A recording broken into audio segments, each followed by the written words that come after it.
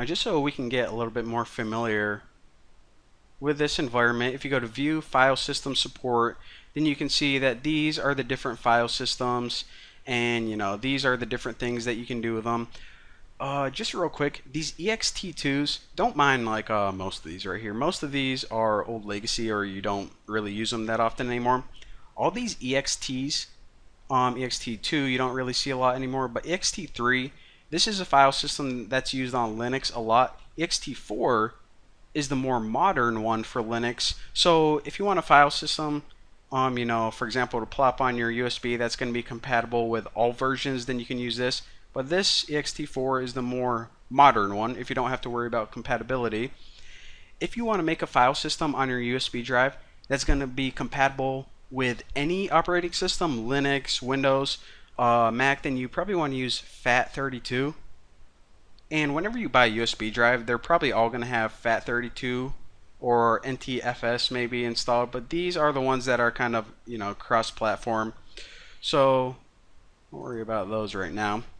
Now another thing is, whenever you have your device selected, if you just go to View, Device Information, it's going to give you some basic information about this device, and this is just the USB drive. This is the model, size, this is the path to it, so on and so forth.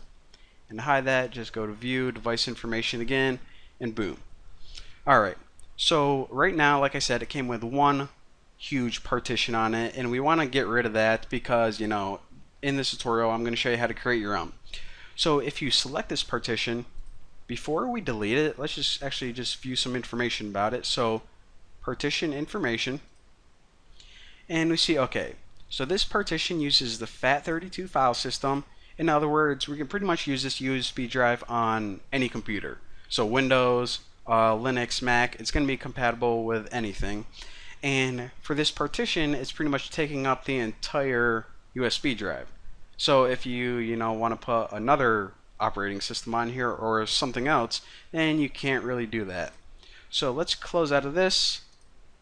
And alright, so we want to delete this partition, but before we can just delete it, as you see, delete's grayed out right here, we actually need to unmount the file system, and that pretty much just means unlock it. So again, select your partition, go to Partition Unmount, and then what this is going to do is it's going to unlock the file system right here. So now if we have it selected, we can delete it. Where's delete? Right there. Alright, now with this GParted, what you do is you actually write what you want to do, and then you click this check mark right here, and it says apply all operations. So if you just hit this, are you sure you want to delete this partition? Yes, we do. And it's going to say, okay, it is accomplished, or whatever, the little indicator. So close out of that. So now our USB drive has no partitions, no parts. It's just a blank, piece of hardware. Well, what I'm going to do is I'm going to actually make two partitions on here. We're going to say that, I don't know, maybe we want to put Ubuntu or some operating system on one part, and we just want to use the other part for storage. Maybe you want to save files for school or something. Well, the first thing I recommend doing is actually creating a partition table. Now this is just part of the device that keeps track of all your partitions that you're about to make, and it's really easy. So if you go to Device, create a partition table, then you can just say MS-DOS, that's the most common one, and hit apply. Did I hit it? Alright, there we go. So now we have a partition table. Now we can start creating partitions, and it's going to be able to keep track of them.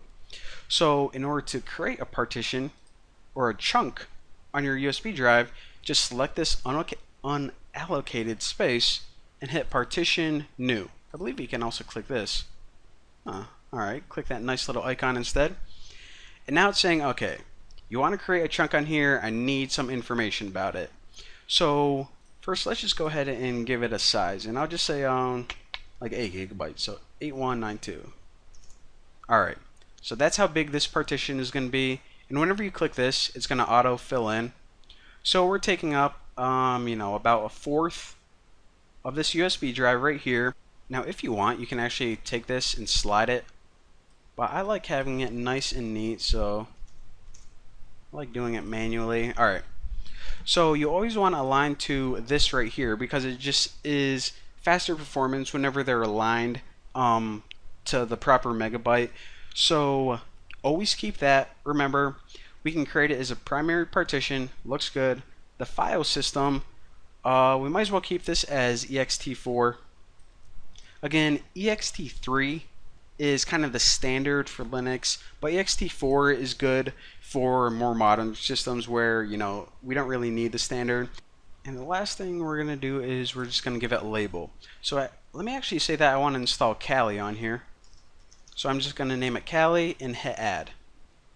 So create the partition and of course hit this checkbox and hit apply, and it's going to go ahead and create.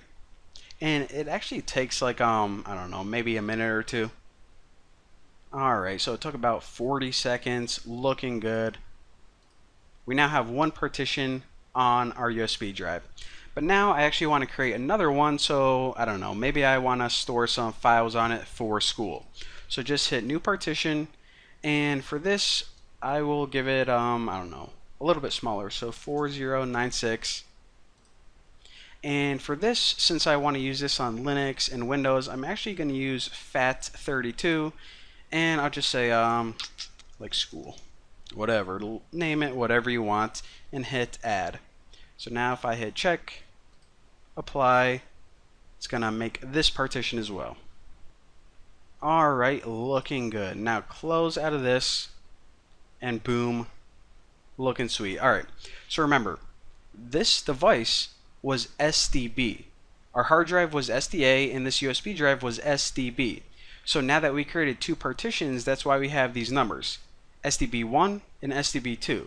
If we were to create another partition, maybe for, I don't know, some other distribution of Linux, then it would be SDB3. But now, let me just close out of this completely and check it out.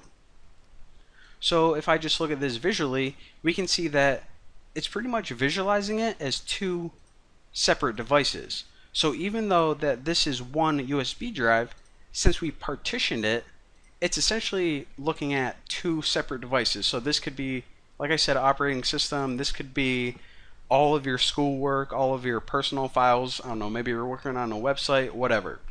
So there you go. That's the basics of how to take a device or a drive and break it up or partition it into separate chunks so you can keep your files separate from one another.